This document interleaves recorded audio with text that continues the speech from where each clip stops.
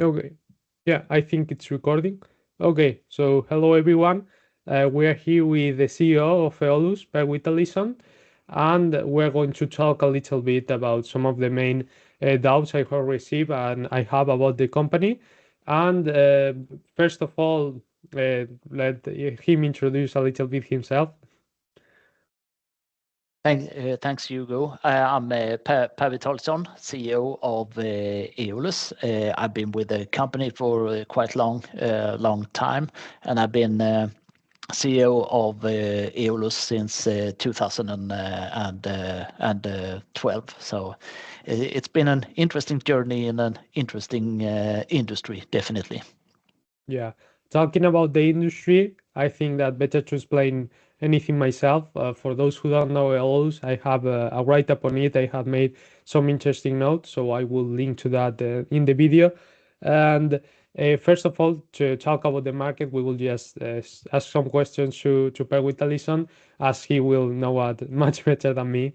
So on the first one, a little bit on the transaction market recovery timeline that you noted that the market is significantly weak. The renewables, onshore wind, offshore wind especially, and a little bit solar.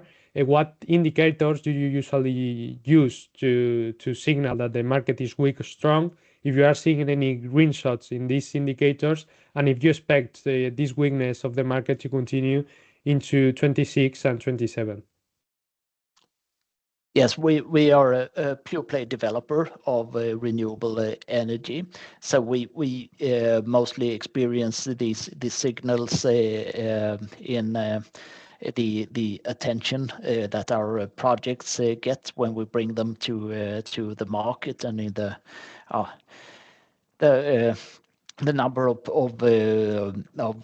investors responding to our teasers, etc., and of course the transaction, the number of transactions being done in the different markets. And what we see, despite weak market in most of the markets where we are, in the Nordics, in the Baltics, and in Poland. We're also active in the southwestern US. And there are some positive indications due to reduced political uncertainty with and a strong demand for production based on the growth of data centers. And for Europe and Sweden in particular, where we have the largest part of our portfolio, we we look for sustained improvement in economic activity among large electricity consumers within the industry. And of course, we follow the power prices a lot, and that's an important indicator. There are several consumption investment projects that have been postponed. So we of course follow what happens with them. Will investment decisions be taken? And when in time, and also of course we follow the market of for construction of data centers closely, and reach out to them and discuss how we can support their investments and activities. And we also follow the regulatory changes to permitting processes and local stakeholder incentives, where the government in Sweden, for instance, is now seeking to put new legislation in place during 2026. Okay, so 2026 with new legislation should look a little bit better in Sweden, I suppose. Yes, that is our expectations, but it is from very low levels of activity. Yeah. Okay, so 2025 is really low levels of activity, so just a small pickup will be a recovery from current levels. Yes, yes. Yeah. Okay, so the second question around the market will be about the return requirements investors in renewables are looking at right now. Historically, the internal rates of returns have ranged around 4 to 9%, depending if it's onshore, offshore, solar, wind, and the risk profile of these projects can vary a lot, so that range can be wide. So what internal rates of returns are buyers looking at right now or demanding compared to what they were expecting 12 or 18 months prior? And if this is really, if this varies a lot between your different markets, Sweden, Finland, Latvia, if there is a big variation there. Yes. I think the expected rate of returns are a couple of percentage higher than what it used to be. At least if we look like a bit longer back, like 24, 36 months back, due to the increased geopolitical risk and higher volatility in electricity prices. We see, of course, higher risk premiums in the Baltic states compared to what we see in Sweden, for instance. So of course there are also country specific reasons also for deviations in addition to what the base interest rate is. Yeah. Okay. Yeah. I assume that higher interest rates, more Europe. Yeah. Okay. Okay. And then on PPA, the PPA market volumes have dropped. You mentioned that this is something quite important when locking in a project and selling it. I assume that on a micro basis, this can vary a lot. But the overall trends in Europe and in the market are probably affecting you, and some projects could be under pressure due to that.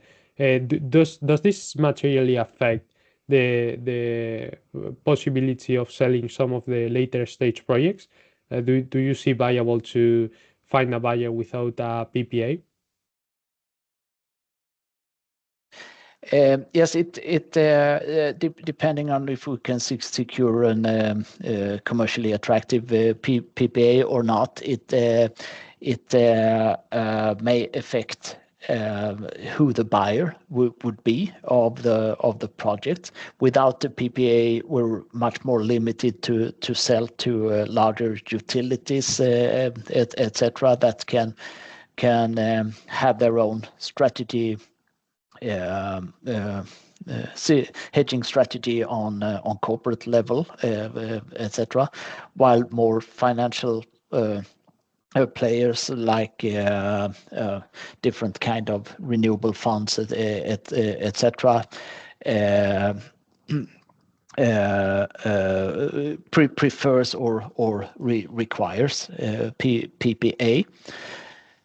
And also for bank debt financing, for non-recourse project financing, it is more or less a requirement to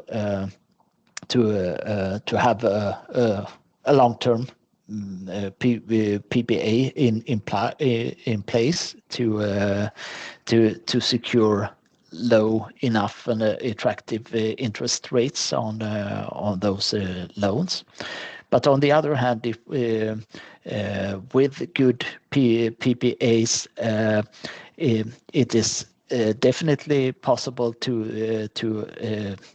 achieve good and attractive project financing these days. So we see quite a large interest from European banks still to finance renewable investments.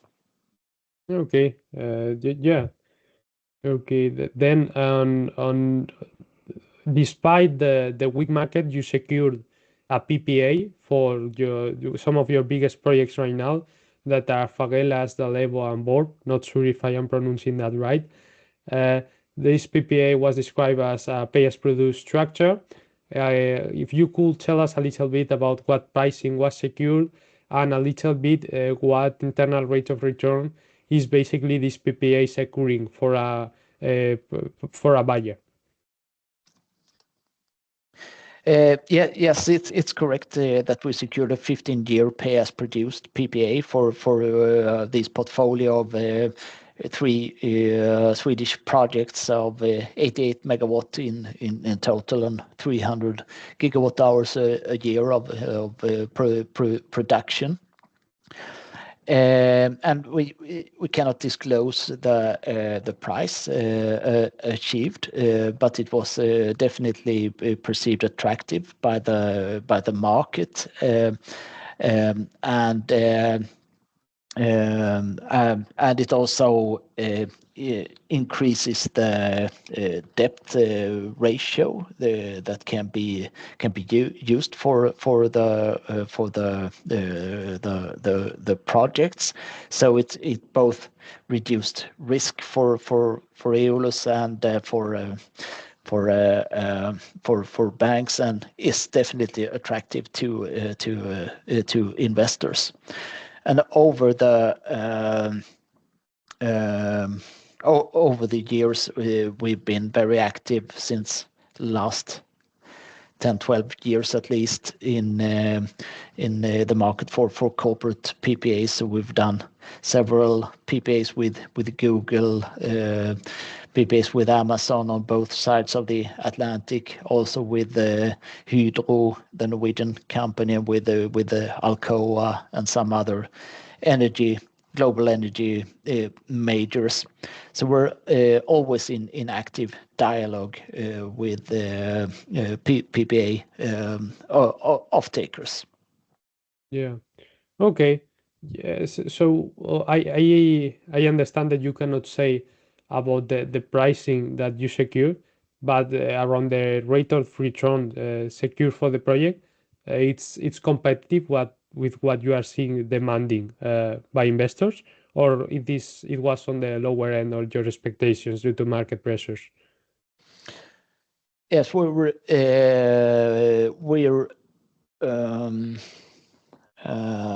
definitely okay with the pricing and terms, and we see that we get good response from our customers with the signed PPA. Okay, okay, perfect. And then touching on the pipeline, you have a really big pipeline around 25.4 gigawatts, if I am not mistaken. This was slightly reduced the last quarter, and a big part of the offshore projects are non-viable at the moment due to current legislations. Uh, does the pipeline face some execution risk or some risk of shrinking if the market conditions shrink for 12 to another 18 months? Does this pipeline rely on better market condition, or this could be well executed even with current weaknesses? Yeah. Yes, it's a large pipeline, and we need to have a large pipeline diversified across the markets and technologies and development phases. In terms of megawatts, the technology that is at the largest risk is our offshore projects. In the Nordics, offshore wind is definitely more expensive per megawatt hour compared to onshore wind. And it would require new legislation and some kind of support scheme for offshore, like CFD schemes or similar, for them to be commercially viable. On the other hand, we have developed them only in the initial stages of the development. We have very limited spending on them going forward. And if the large industrial energy consumption projects takes off in the Nordics, then a lot of offshore wind will definitely be needed. So it's more like a initial placeholder for that. And regarding the rest of our portfolio, the development lead times are very long. So we can fast track or slow down activities depending on how the attractive the market is and what the outlook are for the respective market and technology, and always try to optimize project more and more to get lower cost of energy. Yeah. Okay, I understand that. I think it could be useful for many investors as the business could be a little bit complex to understand. The difference between the stages you have in your projects. Basically, if it's really early, what would that look at in reality, that in spending, in effort for that project, compared to one that it's in mid or late stages? Yes, I agree. It is complex, and how much we have invested in each project, we don't disclose that, since we have hundreds of projects in the portfolio. We are disclosing a matrix that each quarter that we publish on our website about what volumes of the respective technologies and markets that we have in the different stages of development for. Yeah. Yeah, but what I like to understand is in practical terms, what does it mean for a project to be early stage compared to mid and late stage? Like an early stage is just a draft, a proposal, and how does that evolve over time? Yeah. Yes. For a project to qualify at early stage, it requires mainly that we have land, that there is a viable idea for the project, and that we have site control, so land access secured and started the development. And then there are some gate decisions internally to qualify them for mid-stage development. Then we need to have reached, for instance, permit approval. Sorry, in at least first instance, etc. Okay, I understand that was useful. Then going a little bit more into the financials and costs, you recently announced a cost savings program in order to have a little bit of a lower cost base due to the prolonged downturn in the sector.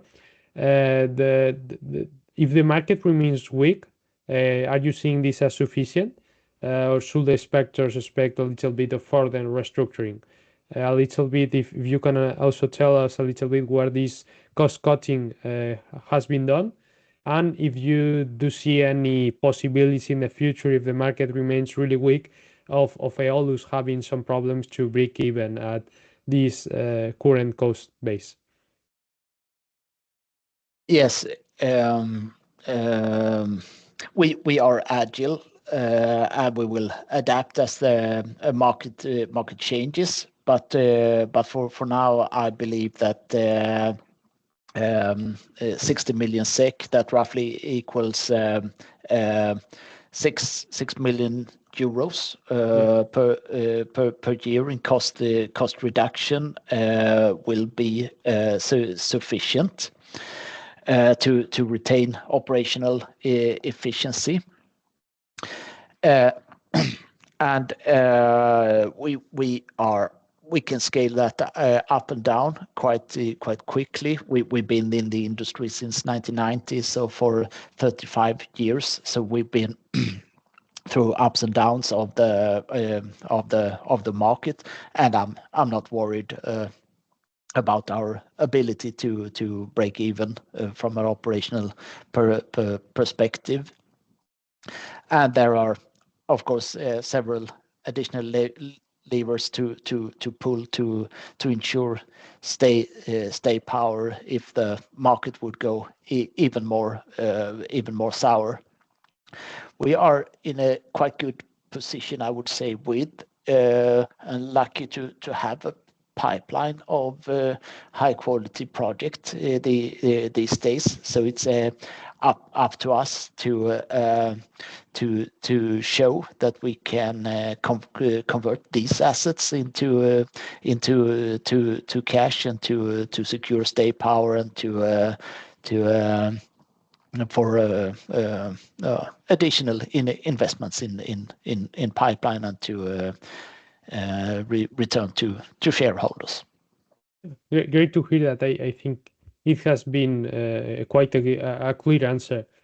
And a little bit of a follow-up around cost and the current market is if you are holding on projects a little bit longer in order to realize a better pricing in the future as interest rates are forecast to go down, or are you just selling at current market conditions when you have a project ready? Are you like the core of the question is if you are trying to wait a little bit longer in order to realize a better pricing, or if you do not take into account market timing?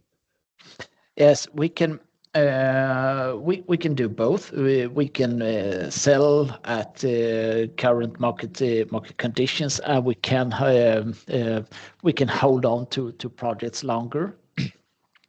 With the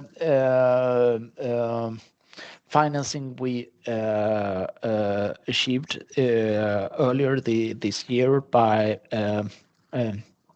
issuing a bond and securing a construction finance facility of the bond is roughly sorry 50 million euros, and the construction facilities for up to 100 million euros.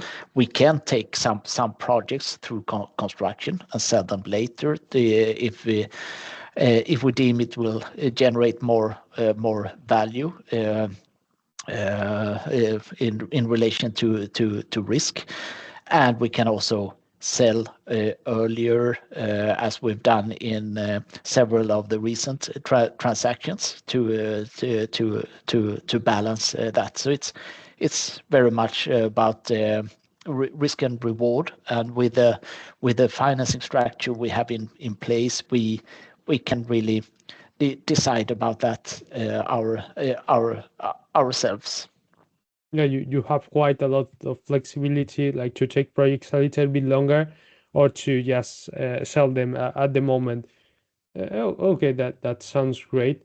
And now we have to enter into I think what has been being a big headwind to the company in the recent months with its POM, the huge margin compression that we have shown. In Q2, we took a huge hit in terms of profits from there, as most of the profitability that was expected, I think around 25 to 30 million, was almost cut. And in Q3, we take another negative small hit. What was the estimated margins you were going to make in POM? And what are the main drivers that have caused this huge margin compression apart from the law changes and regulatory changes? Yes. It is 100 megawatt for our duration BESS project in California. The project has been delayed for a couple of different reasons. Changes in regulation is one, and some underperformance from subcontractor. The EPC contractor is one, but sorry. Nevertheless, delays are never good to construction projects of that size, and with a $200 million in investment without revenues, of course it eats margin quite quickly, and it is of course a disappointment to see the margin shrinking, and that we had to do margin adjustments of margin in both Q2 and Q3. But the estimated total margin from start to finish for the project is like $6 to $7 million now, with the updated assumptions. The project is in operation since the beginning of October. We don't expect any material profit or loss recordings in the quarters going forward from the project. So what remains for us is to collect the remaining payments from our customer.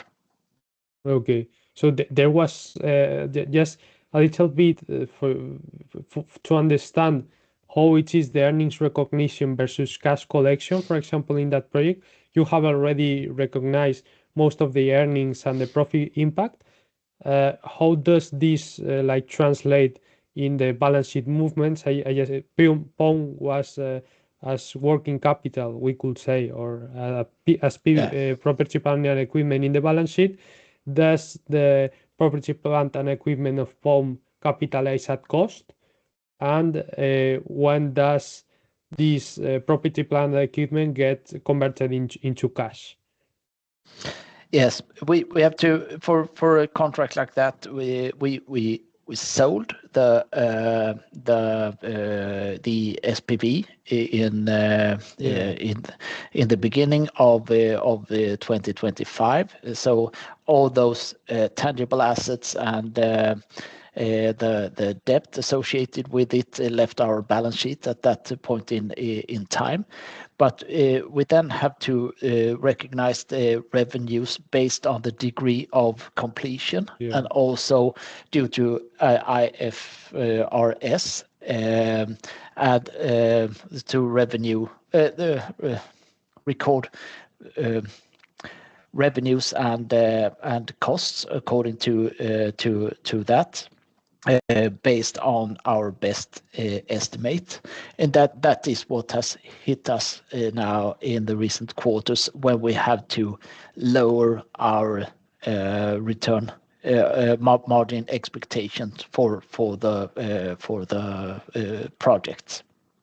Okay, and so there are quite small items remaining in the balance sheet that relates to POM, I would say. Okay, and the rest of the projects mainly are capitalized at cost or at the expected realized value? Oh, sorry, repeat that, please. In general, the projects you are developing, for example, Fagelas and the other projects, are capitalized at cost in the balance sheet? Yes, they Okay. are at cost. It's only if we have sold a project to a customer, and where we generate revenues based on how the construction progresses. That is the only time where we're allowed to recognize revenues, and correspondingly then to a higher value than cost. Yeah, so that's the main reason why it's so lumpy. When we Yeah. take a look at the earnings and the changes in expected profitability are what mainly affects the bottom line rather than real cash movements. Mm. Okay. Yeah, yeah. Yes. And I think we have already answered a little bit of that, but is POM indicative of future margins? For example, a project like Roca Seca or Faguelas and these three projects like we talked, are they experiencing similar troubles to POM?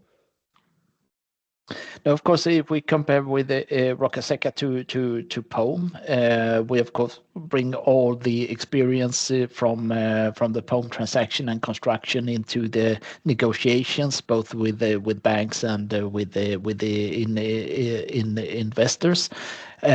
And we aim to sell much earlier with much less construction risk.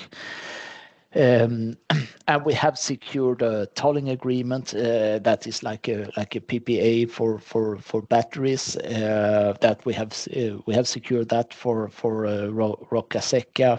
We have ordered the entered into the battery supply agreement. Construction has started.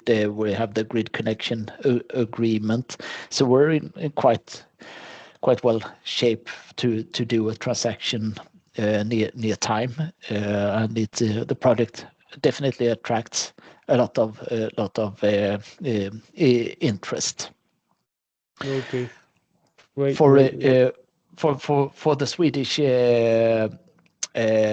for the Swedish projects, the PPA has definitely helped to make them more attractive. Um, and that is definitely needed in this market to do successful projects. But despite that, of course, we expect lower projects margins compared to what we did when we made the investment decision a year and a half ago. But that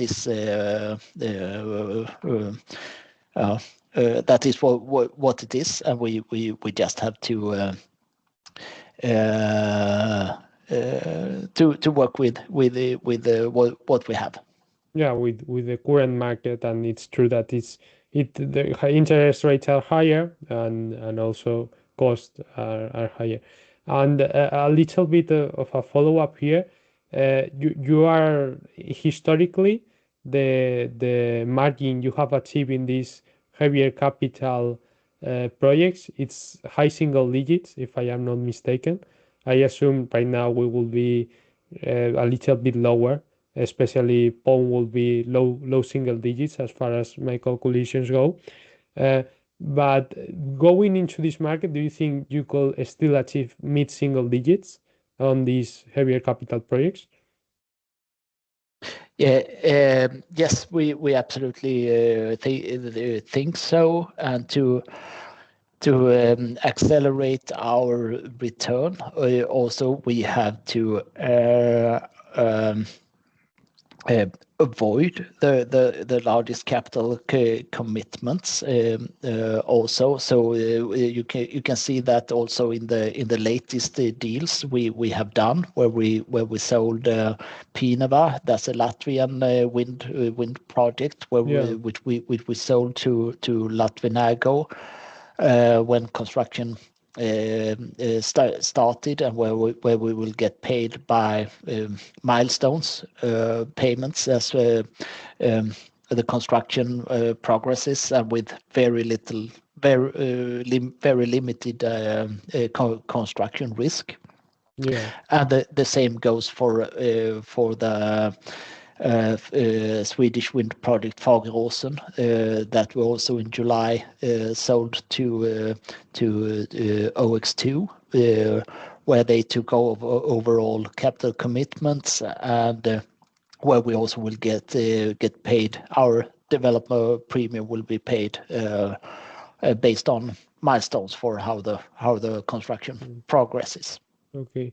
To make a quick summary, if I am not mistaken, your main projects in late state are Roca Seca, Pienava, and Fagersand that you have already sold, and now you don't have more capital requirements. You will be paid in, I assume, the coming quarters, and they are both based on production milestones, no construction milestones. Uh, and then we have the one that in the balance sheet I assume is the biggest one, that is Fagelas, Dalebo, and Boarp. And you already secured a PPA. I assume construction is really near.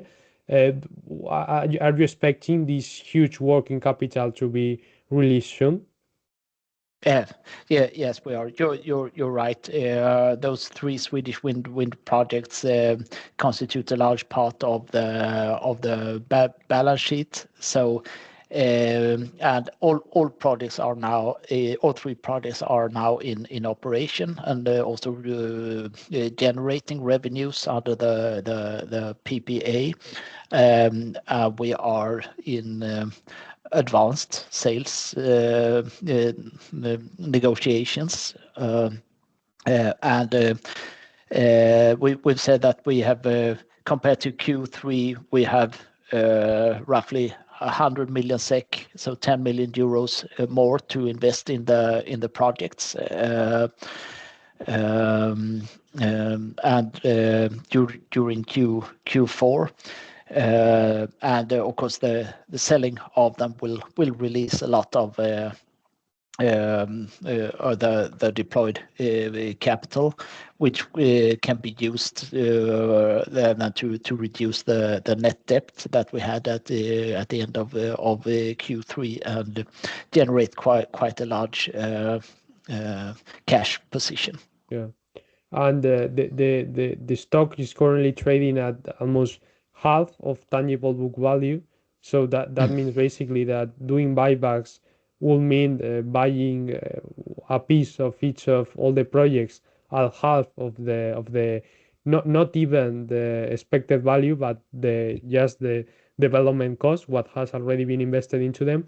You have mentioned in the past that you were considering doing buybacks, but that you had a huge lag there in working capital due to these large projects. Once that working capital frees up, will you consider doing a large buyback, as it will be incredibly accretive at current prices? Yeah, yes, there is a mandate for the board of Eolus to execute buyback of shares, and just as you mentioned, we've had quite a large net debt now with these projects, but it's not up to me, but to the board. But it's that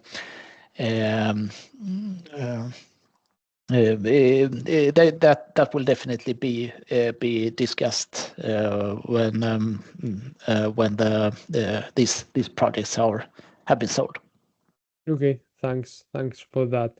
And then a little bit on these project milestones of the main projects.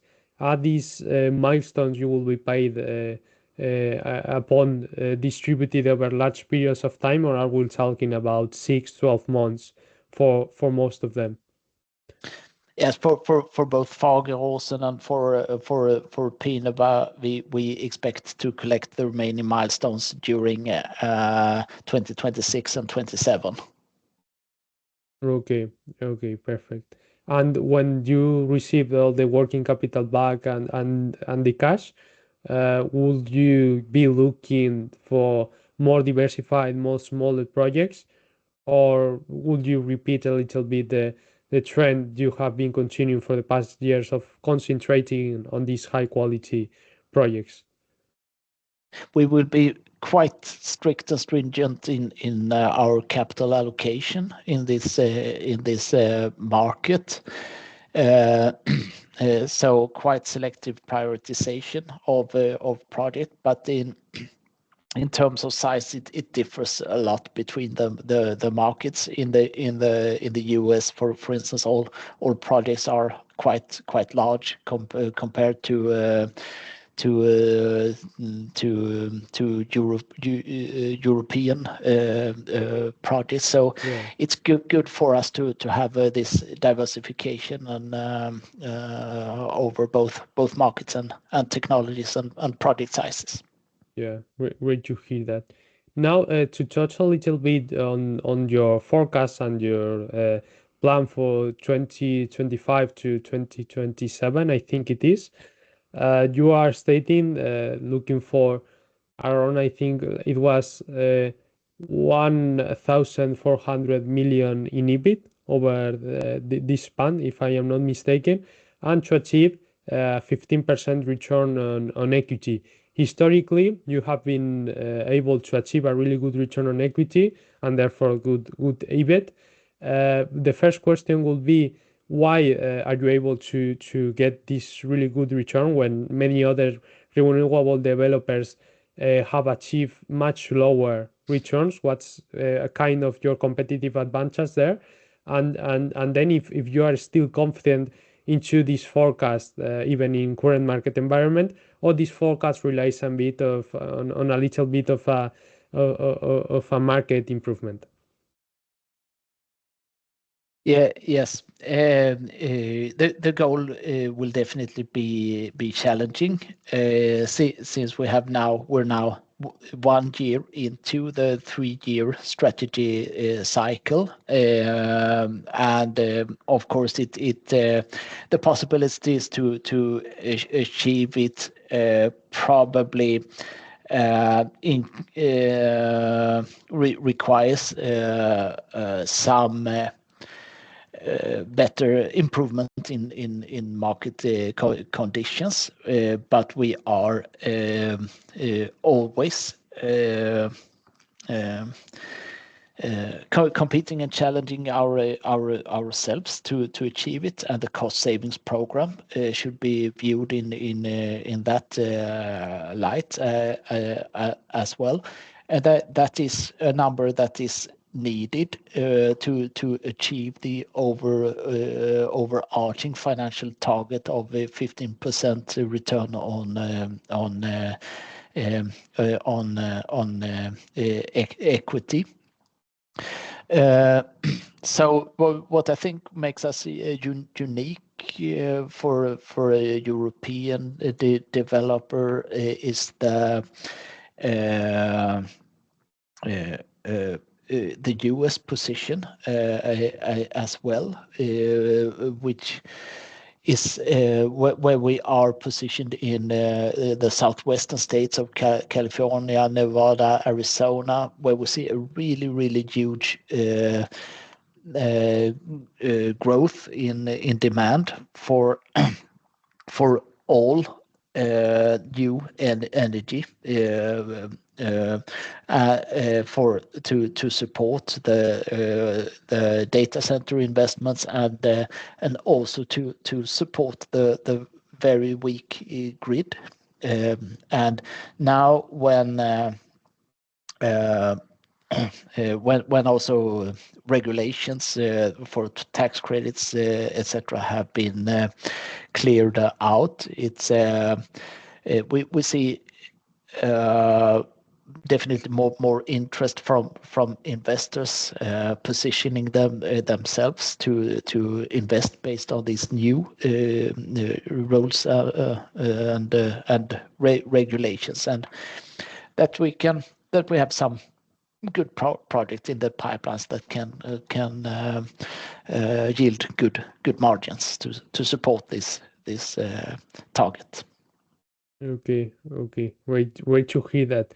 And I think we have covered practically everything. Just a little question to end the interview.